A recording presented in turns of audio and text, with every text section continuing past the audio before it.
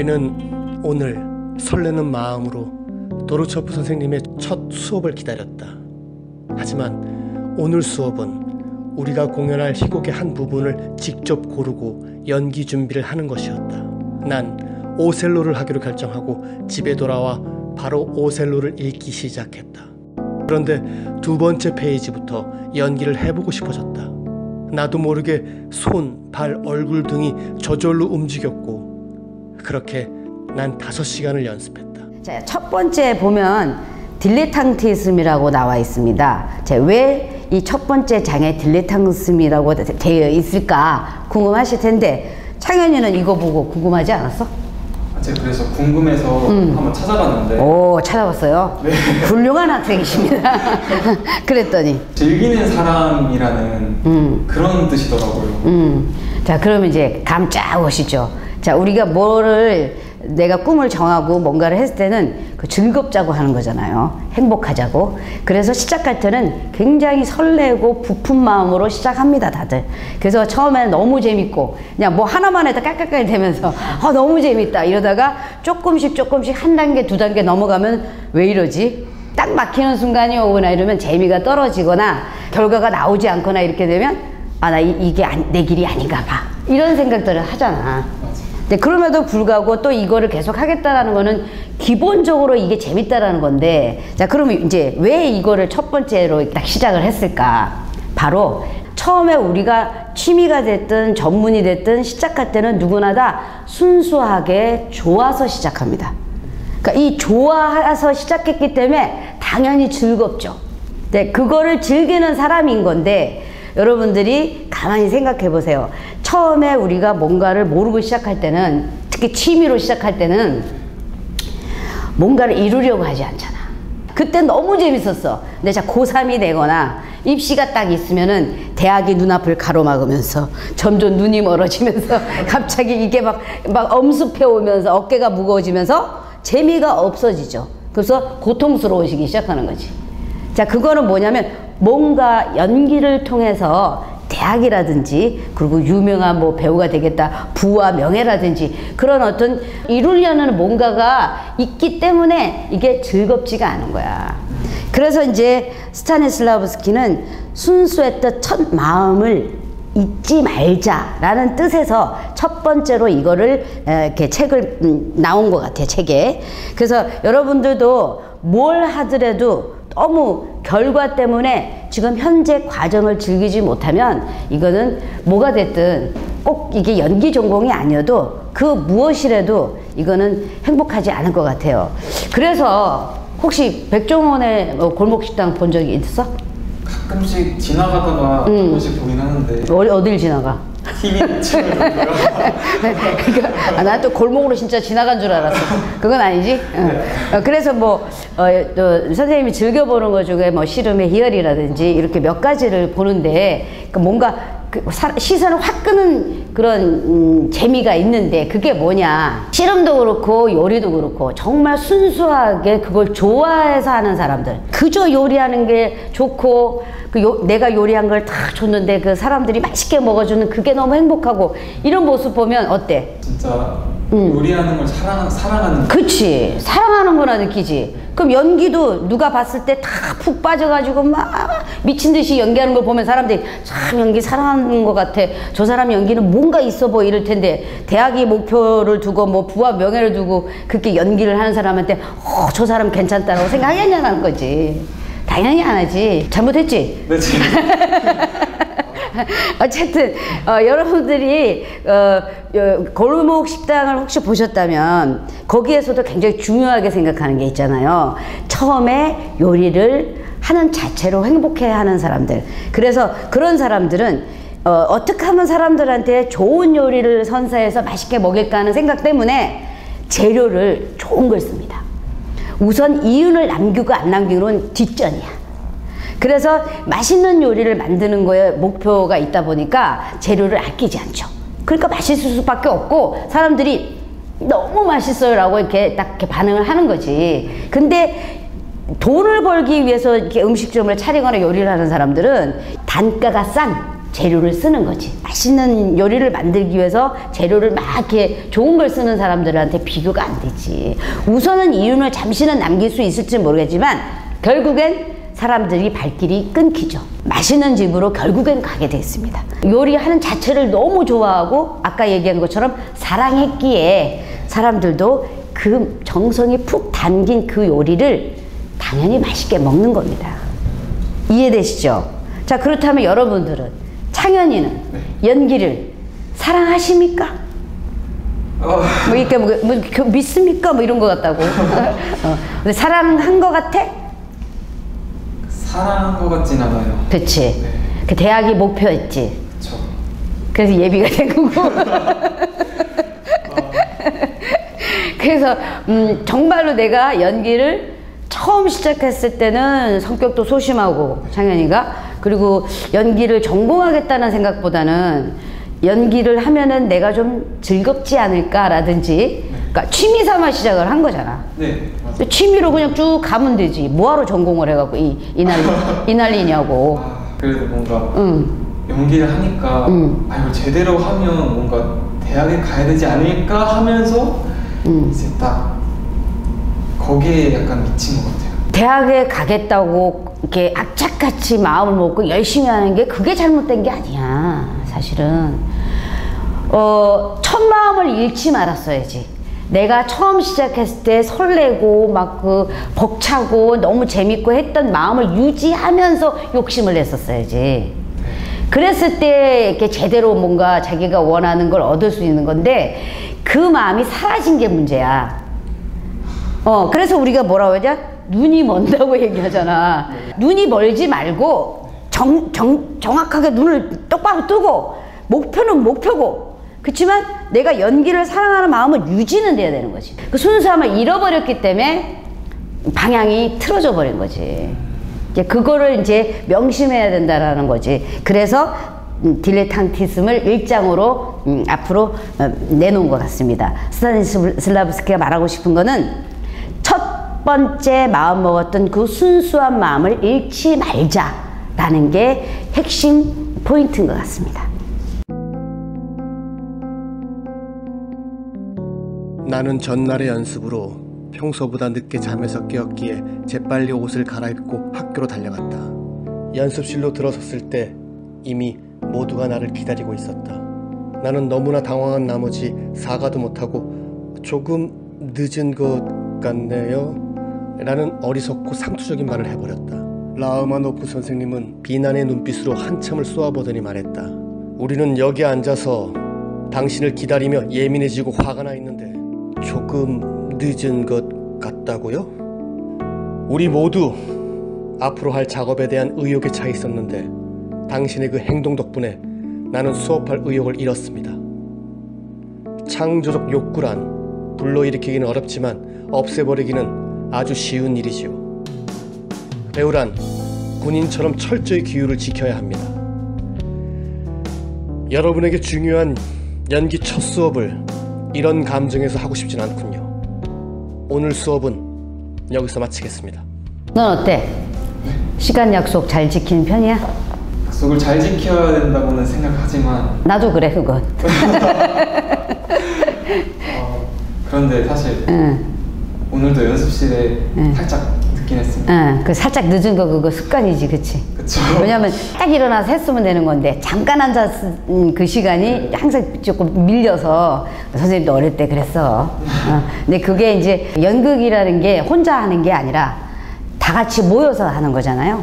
그러니까 다 같이 모여서 하는 거기 때문에 한 사람이 시간을 어기게 되면 전체가 분위기가 사기가 탁 떨어집니다. 왜냐하면 으쌰하고 다 같이 이제 우리 이제 연습 들어가는 거야 이랬는데 한 명이 딱 늦으면 시작을 못 하니까 기다리게 되죠, 다들. 자, 기다리게 되면서 뭔가 찬물을 확 끼얹는 그런 분위기가 나니까 이제 될 수 있으면 조금 약속을 지키는 방향으로 해야겠지. 자, 그런데 우리가 이제 왜 이 약속이 이렇게 중요하냐. 사소한 약속을 지키지 않는 사람을 큰 약속을 지킨다라고 누가 믿겠냐라는 거죠. 창현이는 무슨 다짐을 주로 많이 해? 공부를 할 때 이거는 꼭 끝내고 자자. 아, 그런데 딱 풀다가 졸리거나 이 상태로 자는 거야? 살짝 엎드리기 시작하면서 그러니까 조금만 엎드렸다가 일어나야지 이러면서 또 이렇게 뭐 깨어나면 1시간 지나 있고 그러다가 막 서둘다 보면 또 하루가 또 지나가고 네. 그래서 이제 본인에게 잠 때문에 스스로와의 약속을 깬 거네. 그쵸. 무수히 많은 학생들이 잠과의 싸움에서 많이 지죠. 그리고 또 뭐 어떤 아이들은 뭐 살 빼겠다고 오늘부터 나는 오늘만 먹고 아니면 오늘부터 이런 식으로 약속들을 많이 하는데 그거를 잘 못 지키죠. 근데 사실은 여러분들이 답을 다 알아요. 다짐을 하는 순간 내가 어떻게 해야 되는지 다 알면서도 남들이 보이지 않는, 남들이 보지 않으니까 5분 늦는다고 뭐 어때? 라든지 오늘만 먹고 이러면서 스스로 합리화하면서 자기와의 약속을 아주 많이 깨죠. 그러니까 근데 그런 작은 것들이 계속 깨지면서 나중에는 만성이 되는 거죠. 그러니까 쉽게 다짐하고 쉽게 깨버리고 그거를 그냥 자주 하다 보면 나중에는 자신감도 또 없어지고 그러는 자기를 누구보다도 잘 알거든요. 스스로 깰 거라는 거를. 그러니까 그런 식으로 자기를 이겨내지 못한 자기 스스로를 믿지 못하니까 당연히 자신감이 없어지는 겁니다.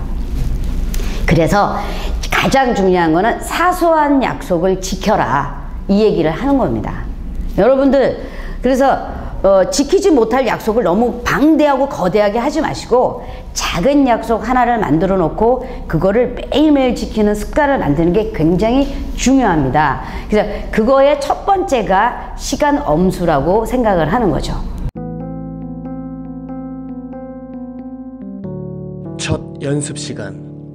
나는 내 방에 있는 것처럼 믿어보려고 노력했지만 그렇게 되지 않았을 뿐 아니라 오히려 대사와 행동이 겉돌면서 대사는 연기를 방해했고 연기는 대사를 방해했다. 내가 이런 생각에 잠겨 있을 때 옆방에서 차를 마시러 오라며 사람들을 불렀다. 그들의 시선을 끌지 않기 위해 나는 구석으로 자리를 옮겨 작은 소리로 대사를 말했다. 놀랍게도 이 작은 변화가 나를 되살아나게 했고 내 역할과 장면에 무엇인가 새로운 것을 가져왔다. 비밀을 찾았다.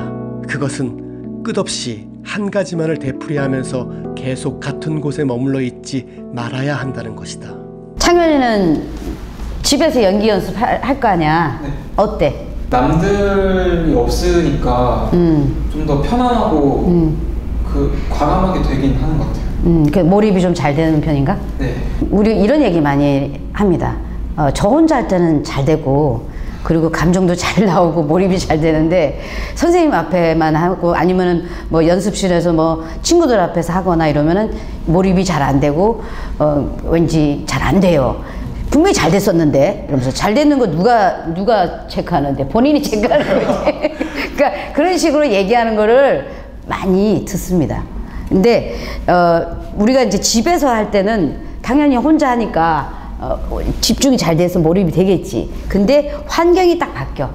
그래서 많은 사람들 앞에서 뭔가를 하려고 그러면 몰입이 안 되는 그런 경험들을 많이 했을 거라는 거지. 그거를 어떤 식으로 이제 이겨내야 되는지 그거에 대해서 얘기를 한번 해보자. 그러면 여러 사람들하고 할 때는 어떤 현상이 일어나는데? 창현이 같은 경우는? 긴장을 되게 많이 하고 왜 긴장해?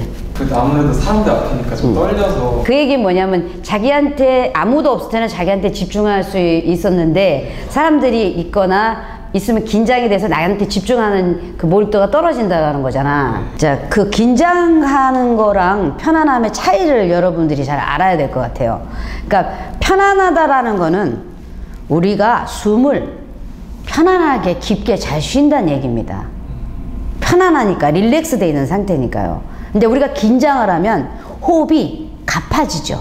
그러니까 깊게 들어갈 수 없을 정도로 이렇게 수축이 돼 있으니까 굉장히 받은 숨을 많이 쉬게 되는 거지. 그러니까 연기를 하다 보면 긴장을 하게 되면 숨을 잘 못 쉴 때가 많잖아. 네. 그러니까 어떻게 안 쉬어도 될 곳에 막 쉬고 막 이렇게 되다 보니까 감정이 깊이 들어갈 수가 없습니다. 그러니까 호흡이 깊어야 감정도 깊이 들어가는데 호흡이 얇으니까 감정이 들어갈 수도 없어요. 그러니까 들어갈 만하면 나오고 들어가면 나오고 이러니까 당연히 본인도 몰입이 안 되지만 보는 사람들은 당연히 몰입이 더 안 되는 거죠. 자, 그러면 이거를 어떤 식으로 좀 해결을 해야 할까? 요거에 대해서 얘기를 해볼게. 자, 여러분들이 편안하게 집에서 했을 때의 호흡을 기억해 보세요. 그러면 그거를 그냥 떨쳐내지 말고 기억을 분명히 하고 있어야 됩니다. 그래서 긴장이 됐을 때에 될 수 있으면 편안했던 그 호흡을 떠올리려고 노력해야 됩니다. 그러니까 평소 때 집에서 편안하게 했을 때 호흡을 체크를 해야 되는 거지. 아, 내가 굉장히 편안했을 때 그냥 널브러져서 그냥 대충 하고 저 혼자 막 빠져갖고 이럴 게 아니라 그 와중에도 감정이 빠지더라도 이성적으로 체크를 해야 되는 거지. 아, 내가 지금 현재 호흡을 이렇게 쉬고 있구나라는 거를 네가 알고 있어야 돼. 그래서 그게 체크가 돼야 내가 긴장이 됐을 때 그때 체크됐던 그 편안했던 호흡을 가져올 수 있어. 그러면 그 긴장감 속에서도 편안했던 호흡을 하게 되면 긴장해서 막 받은 호흡을 하는 거를 조금 떨쳐낼 수가 있다는 거지. 굉장히 중요한 거지. 호흡을 기억해라. 자, 여러분들한테 좀 팁을 주자면요. 그러니까 여러분들이 편안하게 숨을 쉴 때는 감정에 들어갈 수 있는 여유가 충분히 있어요. 근데 긴장을 해서 호흡이 막 가파라지면 대사도 막 빨라지잖아요. 그럼 감정에 들어갈 수 있는 공간이 없어지죠. 그러니까 여유가 없어지는 겁니다. 그러니까 어떻게 막 떨리면 연기가 더 안 되는 거지. 호흡이 가파지다 보니까 편하게 숨 쉴 수 있는 여유가 필요합니다. 자, 그리고 이제 장소가 바뀌더라도 여러분들은 그 장소나 뭐 긴장감 때문에 그 중압감을 느끼고 이러지 마시고 그럴수록 될 수 있으면 편안한 호흡에 집중해야 됩니다. 그러니까 여러분들이 집중이 분산이 돼서 다른 거에 신경 쓰는 그런 거를 하다 보면 집중이 안 되니까 내가 긴장이 되면 될수록 편안한 호흡에 집중을 해보세요. 그러면은 그 집중을 내가 어디다 집중을 해야 되는 거야? 도대체 뭐 어디다 집중을 해? 다들 그런 얘기를 많이 하거든. 호흡에 집중을 하세요. 내가 가장 편안한 호흡을 했을 때를 기억을 떠올리고요. 그 호흡에 집중을 하다 보면 몰입도가 생기게 됩니다. 책에서 그러니까 사람들이 보는 앞에서는 연기가 안 되다가 사람들이 차를 마시러 나간 사이에 내가 작은 목소리로 연기를 했더니 연기가 살아나더라 라고 이렇게 쓰여져 있잖아. 그 얘기를 듣고 너는 연기를 할 때 어떻게 했는지 궁금해. 연습할 때. 저는 사실 처음에 대사를 받고 이제 그걸 외우려고 계속 하다 보면 띄어있는 구간이 같아지더라고요. 자, 여기서는 그 작은 목소리로 하면서 내가 연기가 살아났다라고 얘기를 하잖아. 어떻게 보면 작은 변화지. 변화를 준 거잖아. 창현이가 어떻게 연습하냐고 물어봤더니 이제 하다 보니까 계속 같은 데서 뛰어있고 늘 어떻게든 똑같은 상황이 된다라고 얘기를 했잖아. 이게 연기 연습을 할 때 다양한 방법으로 네가 연습을 해야 되는데 계속 그게 맞는 것도 아닌데 그거를 정해놓고 틀에 맞추듯이 계속 반복해서 연습하다 보니까 어떤 상황이 변화가 돼도 똑같이 대사를 치는 거야. 자, 예를 들어서 나는 너를 사랑하지만 한편으론 너가 너무 미워. 이 대사를 네가 연습을 한번 해봐. 한번 볼게. 자, 외워봐봐. 나는 너를 사랑하지만 한편으로는 너가 너무 미워. 나는 너를 사랑하지만 한편으로는 너가 너무 미워. 나는 너를 사랑하지만 한편으로는 너가 너무 미워. 나는 너를 사랑하지만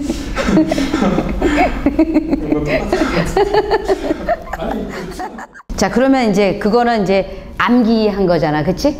연기했다고 볼 수 없는 거지. 자, 그러면 이제 그거에다가 감정을 좀 넣어서 말해봐봐. 자, 눈 감고 감정 넣어봐. 상대가 보여 이제. 나는 너를 사랑하지만 한편으로는 너가 너무 미워. 자, 아무래도 계속 나는 너를 사랑하지만 한편으로 너가 너무 미워. 이게 계속 이렇게 감정을 넣는데도 똑같은 지금 템포로 이렇게 톤으로 지금 대사 처리를 했잖아. 자, 그러면 선생님이 그 감정을 한번 이제 너한테 요구해 볼게. 놀리듯이 말해봐봐. 나는 너를 사랑하지만 한편으로는 너가 너무 미워. 뭐가 늘어졌는데? 뭐지? 똑같은데? 그러니까 자, 중요한 건 놀지도 못했고 큰 변화도 없었어. 그냥 그 말투가 계속 약간 톤이 약간 변한 거 외에는 똑같이 나왔다라는 거지. 근데 왜 이런 현상이 생기냐? 여러분들도 아마 공감할 거예요. 똑같은 생각이 들었을 거예요. 그럼 도대체 그 대사로 어떻게 다양하게 표현하라는 거야? 자, 문법보다 더 중요한 건 감정입니다. 감정은 곧 호흡이거든요. 그러니까는 감정이 막 오다 보면 호흡이 차서 끊으려면 끊고 호흡이 좀 더 길면 또 길게 갈 수도 있는 건데 그 호흡에 따라서 끊어 있는 게 더 중요하다는 얘기를 하는 겁니다. 자, 그래서 이제 창현이한테 요 대사를 갖고 한번 연습을 해보도록 하겠습니다. 아까 주어진 문장 가지고 창현이가 의도적으로 한번 끊어 있는 걸 다르게 한번 해볼까? 네. 나는 너를 사랑하지만 한편으론 너를 너무 미워해. 문법적으로 딱 끊어 있는 거거든. 왜냐하면 지금 나는 하고 숨을 쉬지 않았잖아. 네. 그 얘기는 뭐냐면 감정적으로 네가 이렇게 끊어줘야 되는 건데 그냥 인위적으로 끊은 거지. 그렇게 말고 감정적으로 한번 끊어보자. 그럼 호흡이 달라진다니까. 네. 다시 한번 해볼까? 나는 너를 사랑하지만 한편으로는 너가 너무 미워. 자, 좋아. 그러면 다르게 또 한번 끊어서 해볼까? 나는 너를 사랑하지만 한편으로 너를 너무 미워해. 또 다르게 한번 해볼까? 나는 너를 사랑하지만 한편으로는